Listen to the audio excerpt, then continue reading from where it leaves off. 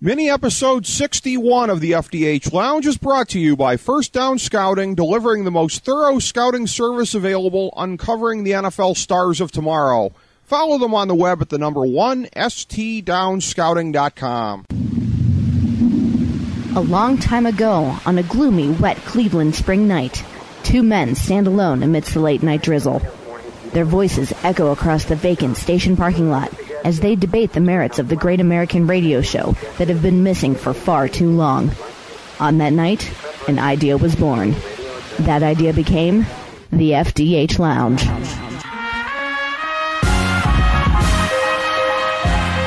Welcome to the FDH Lounge. Good evening, everyone. Welcome to FDH Lounge mini episode number 61. This is FDH Managing Partner Rick Morris here with you tonight. We've got two of our great FDH Lounge dignitaries joining me in a second. This is our final FDH Lounge mini episode for 2011, and it's just the way that I wanted to wrap up the year. Both myself and our senior producer, Steve Servillo, very much wanted to wrap up the year with a couple of good friends of ours and folks who have been key contributors over the course of time with the program here as we wrap up the 2011 calendar year, and we are 2 weeks short of wrapping up 5 years of the FDH Lounge. More to come on that. Check the FDHLounge.com and the FDHLounge.blogspot.com in early January to see what we've got planned for January 14th, 2012. That is our 5-year anniversary. But before we get to that, of course, there is tonight. And as I say, the two individuals that we wanted to have on the program, we've had these guys on individually. We've had these guys on collectively. It's great to do it both ways. And they have been on. When we've had them on collectively, we've generally discussed the entertainment industry with them because both of them cover a couple of different areas here, but that's sort of where they overlap. Our good friend Simon Applebaum from Tomorrow Will Be Televised. He is, of course, at the intersection of TV and technology, and our good buddy Lloyd Carroll covers sports. He covers some entertainment. He covers some accounting, some travel, some what have you, but if there was any kind of, I guess, Venn diagram probably wouldn't be the right phrase that I'm looking for here, but essentially, wherever you might plot this out to find overlap, I think it would be in the entertainment industry, and hence, that's why we bring them on here tonight to look at the year 2011 in entertainment. Our good friends, Simon Applebaum and Lloyd Carroll, both from the New York area, joining us here tonight. Fellas, thanks for coming on. Hope you guys are having a great holiday season, and Happy New Year. Yeah, great, Rick. Happy New Year to you, and Happy New Year, Simon. Thank you, Lloyd. Thank you, Rick. Good to be with you. I really appreciate that our good friend Russ Cullen from Sportsology has made the platform available to us when we've needed to use it, and I certainly want to send a shout-out to Russ and to thank him very much for that. I want to start here just in looking at the general landscape of the year, and it seems to me that the year itself cannot be divorced from the landscape of American culture, of what we've got going on at the moment, the mood of the country. And Simon, what I'd like to start by posing to you is the question, as I look at the very short list of fall TV hits, I'm seeing two things that might perhaps be tapping into the zeitgeist in opposite ways. You've got Two Broke Girls, which taps into all of this fear and loathing that we've got with the Great Recession. It's a show that really kind of plays on the hard times. One of the characters is sort of a satire of a Madoff daughter. So you've got that on the one end, and then on the other end, you've got Zooey Deschanel with New Girl, and cards on the table. I'm a Zooey fan. I appreciate her work, but she's got something kind of different going on here, and it's maybe a little bit of a form of escapism with a goofy kind of a character. I know she's the bane of a lot of feminists who don't like that, who don't think that she takes herself seriously enough, and then she takes a lot of flack for that. But it seems to be a little more escapism kind of on the one end. So what do you make of these two shows becoming hits, at least in the relative sense, in the same autumn? Well, I'll start with Two Broke Girls. Goofy comedy seems to be more in the making rather than edgy comedy these days. And say what you will about CBS. I know they sometimes are accused of playing it safe, doing safe television, not doing edgy or unique fare that gets the critics going, the fare that wins Emmy Awards and Peabody Awards and so on.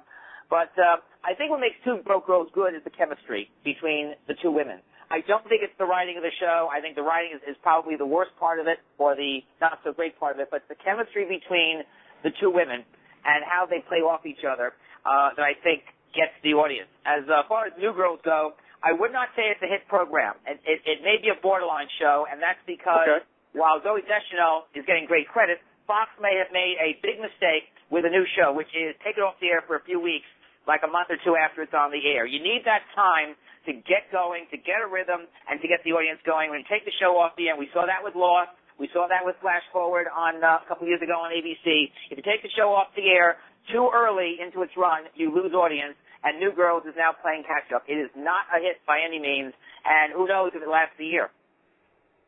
Interesting. Well, let me ask you a follow-up before I go to Lloyd here. And this is not playing Monday morning quarterback because, again, Fox finds itself in this dilemma from year to year, so the advice we're offering could be constructive. If you're looking ahead to the next fall season or the one beyond that or whenever, knowing that they have that block of baseball commitments in October with the League Championship Series and the World Series, would it be your advice that if they have a show that they're really geeked up about and they think really has star potential, hold it off until November? Yeah. If it means that or if it means preempting it for a couple weeks of baseball, I would say start the show fresh in November rather than in September, October, and that way you get a clear 13-week run or 26-week one to make it. Okay. All right. Interesting. Lloyd, I'd just like to follow up with you on that and get your sense of how shows like this are sort of tapping into the mood of the country. And I know that you're somebody who is also very much immersed in this national, this ugly kind of national mood the last 3 years or so. Being there in New York, I know you see it up close an awful lot. How do shows like Broke Girls or Two Broke Girls kind of tap into that? And conversely, do you attribute any at least relative success for something like Zoe Deschanel to people wanting a little bit of escapist fare? Well, let me just take Two Broke Girls first. Certainly covering the Mets and Bernie Madoff and the Wilpons in there. I think it definitely taps into a certain zeitgeist here. But as far as Zoe Deschanel, actually, I don't even know how to pronounce her name, so I'm going to let Simon said it first, and I hope I said it right, Zoe Deschanel. Oh, thank you. I have never been a big fan of hers. I always find she basically plays the same role all the time. I saw the 500 Days of Summer. She always plays the girl who's very attractive, spacey, is hot, pretends that she doesn't know she's hot. Guys with a heart of gold get stomped all over by her, and it bores me. So I refuse to watch the show. That's because no matter what, it always seems to come out that way. The other show you guys didn't mention, but I think really taps into the mood, maybe more than the two shows you've mentioned, and it's gotten very little publicity, is Person of Interest. Here's another guy whose name I can't pronounce. Jim Caviezel. Did I say that right, Simon? I think so, yeah. Jim Caviezel, yeah. Caviezel. I find, he kind of plays the Clint Eastwood bounty hunter, man with no name, going after the bad guys, playing by his own rules, basically a vigilante, tapping into the whole post-9/11 aspect with Michael Emerson. I found it a very well-done show. I enjoy it, but it's gotten zero publicity. I'm curious to get your thoughts on that, Simon. Actually, it's doing very well. If you think it doesn't get publicity, I can tell you this. The audience loves it. It's a top 20 show. It's been like the top 15, top 20 all season long. I agree with you. It's not getting as much play on air as Unforgettable or Two Broke Girls, but it is hanging tough. And I think, again, it's a show that has sort of its own spin on post-9/11, the issue of security, the issue of it has a little Homeland Security type spin also. They're trying to prevent crimes before they happen. But again, it's a semi-safe show for CBS, but it's a show that the audience somehow finds attractive. And I know you can get down on CBS for coming up with these kind of shows, but they seem to tap into the national psyche. One more thing I should admire CBS. I completely admire Leslie Moonves, his staff, all over. There's a network where in a world where there's always constant personnel turnover. Simon and I think we wrote at the Upfront last year, and Joanne Ross, who's their VP of Sales, came out and said point blank, you go to a lot of these Upfronts and you see every year new people. With us, you see the same people here year after year after year, and that's amazing in a world of television. And I think it's because they know their audience, they know what works. They're not worried what's going to make the cover of Entertainment Weekly or People magazine. They feel they can get hits without having the glossy tabloids or the glossy magazines on their side. I find that absolutely fascinating. You're absolutely right, Lloyd. And something else, too, about Two Broke Girls and also New Girl. These are two shows where the chemistry of the actresses in Two Broke and Zoe in New Girls make up for the fact that both have terrible supporting casts. You cannot tell these people apart, and sometimes the supporting cast members come up very nasty. Good point. The supporting cast in New Girl, yeah, there's a lot of real edgy type stuff that happens with them. I have to say too, I mean, Lloyd said before he's not a big Zoe fan. Cards on the table, I'm not a big Justin Long fan, so I had to suffer through a few episodes of that this fall. Boy, you talk about a guy who plays the same geeky character and whatever he gets cast in, but that's just my personal opinion on that. By the way, Lloyd, since you mentioned the Mets there in regards to Two Broke Girls and Madoff, do you see any kind of a bad omen for the Steelers and the Giants going into the playoffs this year with the complete and utter tanking of the girl with the butterfly tattoo? Well, I with the Rooney Mara, huh? No, yeah. Well, how is that? I haven't seen the movie. I assume it's doing well at the box office. So it's got a lot of. I heard it was doing fairly disappointing. I really? don't know exactly. Simon, you might know that better than me, but I guess it didn't quite live up to the hype as far as that goes. Right off the bat there. They had rather lofty expectations, as I understand it. Well, it's funny. I actually met her sister, Kate Mara. It was probably about 2 years ago when she was promoting the We Are Marshall movie. And she was coming in doing various interviews with the press at what they call the round tables. And as soon as she sits down, I said to her, let's get the important question. Should the Giants fire Tom Coughlin? And she was like, whoa. I said, just kidding. Actually, it's the funny thing about the Giants. They always seem to win when Tom Coughlin's job is on the line. Well, that'll be the real acid test going into Sunday night then, no question about that. And by the way, again, looking at the year in entertainment, I hearken back to one of the segments. We've got it up on our blog at the FDHLounge.blogspot.com, also our YouTube channel. One of the most fun segments probably we did during the course of the year. It was with you guys. It was, I believe, March 8th, looking at the whole Charlie Sheen mess. So looking back on this now, at the end of the year, with the benefit of a little bit of distance, with the benefit of seeing how it's played out at least a little bit here, Simon, I mean, how do you see the tally of winners and losers stacking up from this thing? I mean, it seemed like Chuck Lorre and the guys at the show were poised to get the last laugh the way that thing started. It has tailed off 2.5 Men, of course, since that start with Ashton Kutcher, but it does still seem to be a viable property, and there were real questions about that certainly last spring when we had our little round table. Yeah, the big thing everyone was talking about was, would Ashton Kutcher step into Charlie Sheen's shoes once Warner Brothers booted Sheen off the show? And the answer is, so far, yes. Not as big maybe as some people hoped. But then again, I've always felt that 2.5 Men is more like Two Broke Girls, a show about the chemistry of the actors rather than the writing. I think it's still the most overrated comedy hit around. But you got to give credit to the actors, John Cryer, et cetera, et cetera, et cetera. And he and Ashton have gotten off very well. But you also got to say Charlie Sheen is himself a winner because one of the big things we'll be looking forward to next fall is Anger Management, which FX will run in first-run cable, and then we'll go into, if it does well, we'll go into syndication. So FX is a winner, Sheen is a winner, Lionsgate is a winner for taking Anger Management. I think it's a foolproof property, the famous movie with Adam Sandler and Jack Nicholson, and I believe Sheen is playing the Jack Nicholson role. I think it'd be a big winner for Sheen if people give it a chance. Well, that's remarkable to hear so many winners being referenced out of something that is certainly one of the ugliest Hollywood brawls, I'd say, that we've seen in many years, and that covers a lot of territory. Lloyd, do you concur with the tally of mostly winners and not so many losers? Yeah, it's funny, and I'll even throw CBS in the winner spot of it. Now, even though the ratings may not be what they once were, don't forget, this show had been on for quite a while, and Sheen basically played the same character week in and week out, the young guy's Hugh Hefner kind of role, with a good one-liner, and you wonder how long he can keep playing that one-note role. And so, even though I'm not a big Ashton Kutcher fan, perhaps shaking up the deck a little bit, creating a lot of buzz, may have actually given a second wind to this show, because it may have been running out of gas anyway. We don't know. I realize that we're still doing well in the ratings, but who's how it do this year? True, yeah.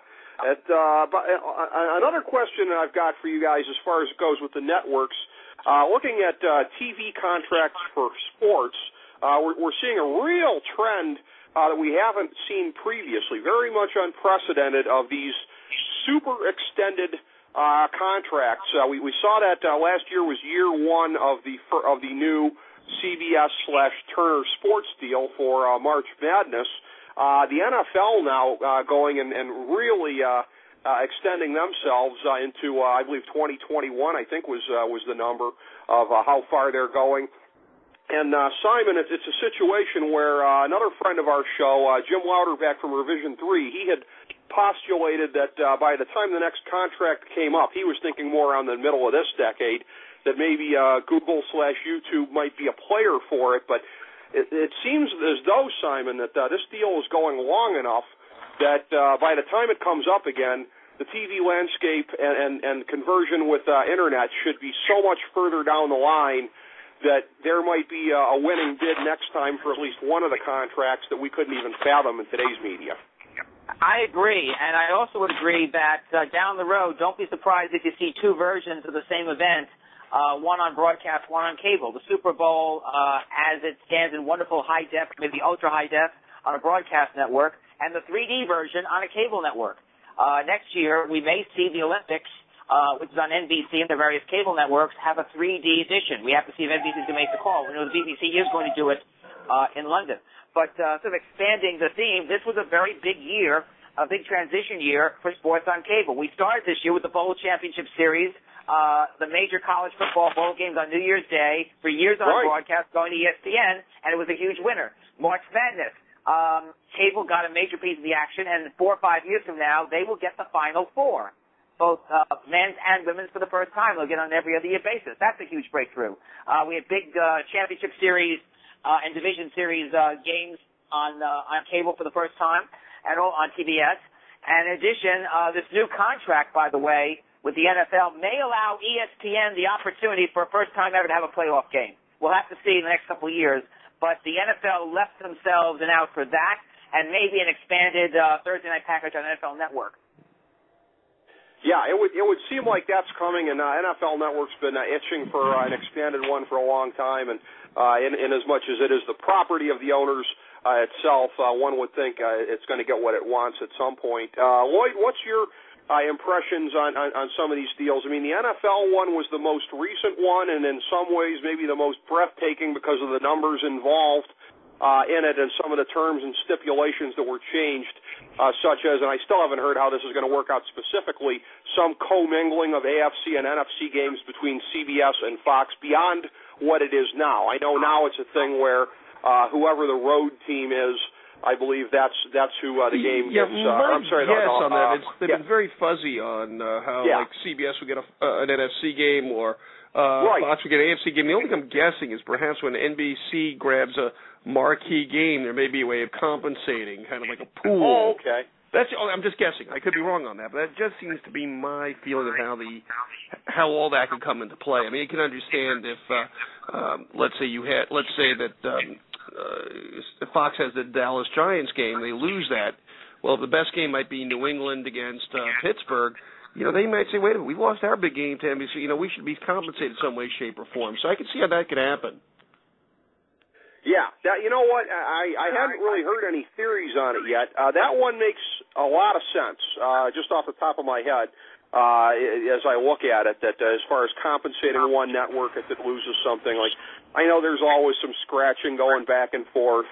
That I know CBS blocked NBC from getting the Tebow game a few weeks ago, and I know that Fox probably wanted to hang on to the Dallas and Giants game this week. I'd heard about that, so maybe this is a way to help make things right.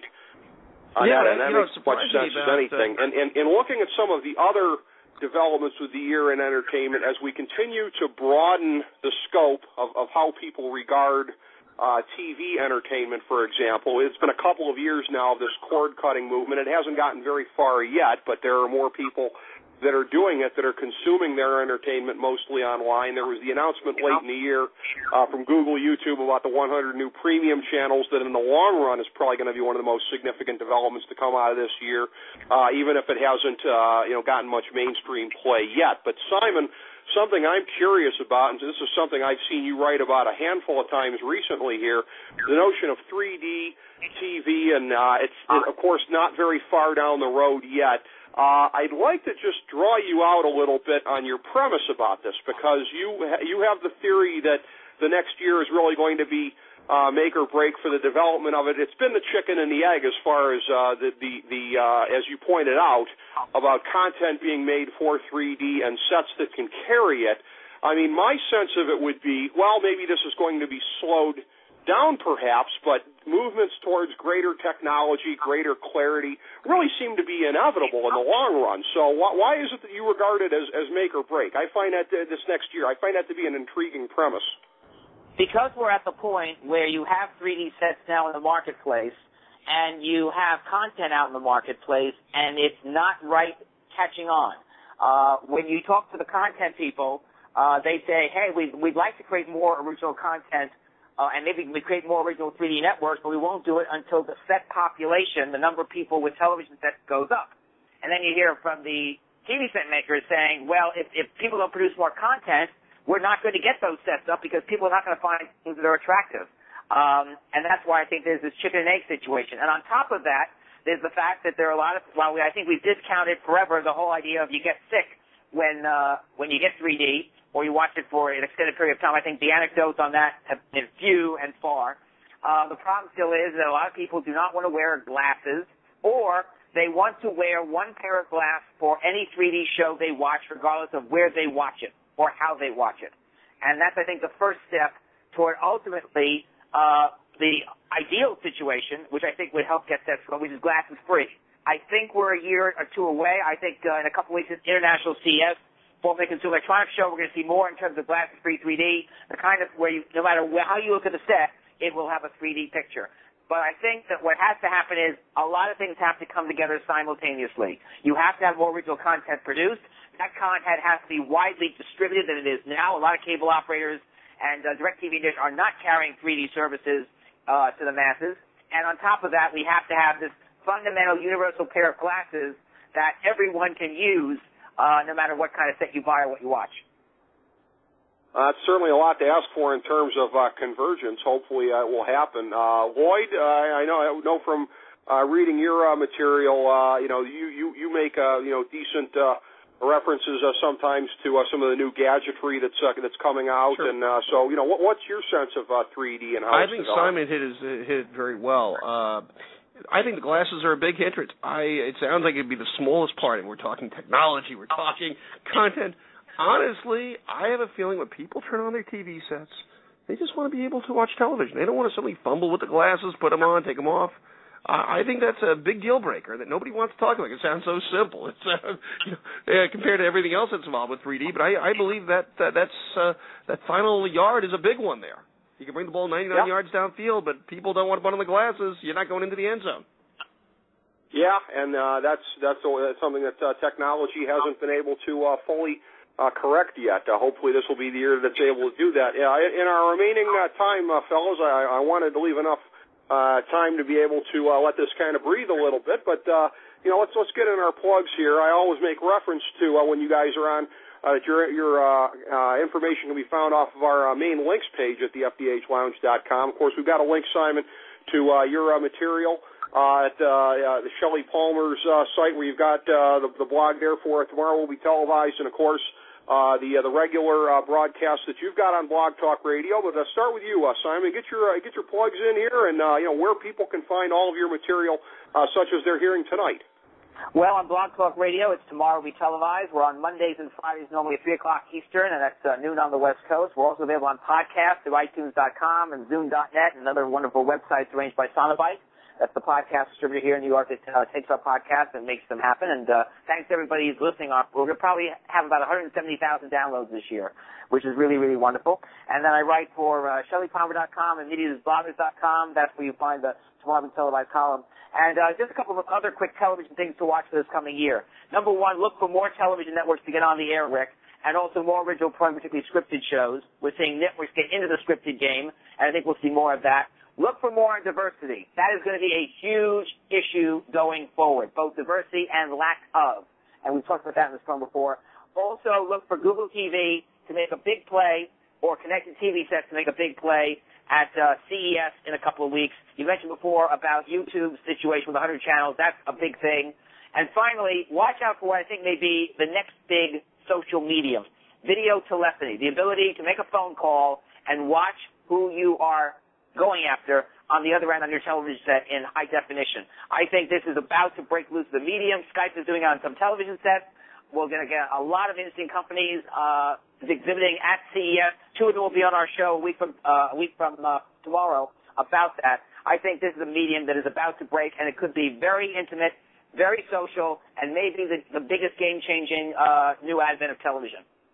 Well, and I can vouch personally on these subjects. Again, I've been following them from your writings, from your columns, and I would urge everybody certainly to do so, because I enjoy doing that. I feel like I'm staying much more informed by keeping up with that and keeping up with your writings on the subjects. And speaking of keeping up with folks' writings, good buddy Lloyd Carroll here. Lloyd, I know people can follow you through Queens Chronicle. I believe also New York Sports Daily. You write for a number of different places. Not all of them are online, but I know there's at least a couple of them that are. Well, certainly NewYorkSportsDay.com. You can really get Lloyd Carroll uncensored. It's the largest independent full-service sports website in the area, and I think that my boss, Joe McDonald, is trying to expand to other cities. So I always enjoy writing for New York Sports Day, NYSportsDay.com. Certainly the flagship, Queens Chronicle, or QChron.com. Always, you can catch my columns on the arts and also on sports. I'm very proud of the fact that my column, Let's Go Debts, where I talked about the Mets' financial problems, came out 2 weeks before the New York Times decided to write the same column, basically. The Times writer lives in my area, so I assume he's a loyal column reader, so I guess imitation is the sincerest form of flattery. And Good Times Magazine. Once in a while they update the website, but the voice of Long Island, goodtimesmag.com. You can catch me there, and even hopefully this year LatinoSports.com will run me as well. So always like to be part of the electronic stream here. There you have it. Is LatinoSports.com, is that the same one that our friend Rich Mancuso is on? Rich has contributed to it, yeah. Okay. So absolutely, Howard Golden there. It gets a lot of interesting writers. So I'm hoping that Rich will get back and be submitting his columns in 2012. Yeah, Mancuso's a beauty. He's the one that hooked up our Bert Sugar and Teddy Atlas discussion on the show earlier in the year. And you know, like I said, it's been a real banner year for us, I feel. But there was only one way to really kind of bring it full circle here, and that was to have you guys on. You've been very great. Very valuable to us both on air and off air, and you guys have been great resources to help bounce things off of, and again, topics like tonight, segments like tonight speak for themselves. So I want to thank you guys so much on behalf of all of us from FDH. You're very valued dignitaries, and onward and upward in 2012. Look forward to doing more great things with you fellas. Same here, Rick. Happy New Year, Simon. Thank you, Lloyd. Thank you, Rick. Thanks, everybody, by the way, Blog Talk Radio, too, to all of you listeners and hosts and producers out there. All the very best. Have a sensational year. Whatever you have to cause this coming year, cause it and a whole lot more. And, Rick, all the very best going forward. 5 years and up. Thanks very much, guys. Really appreciate it. We'll catch you again in 2012 only on the FDH Lounge.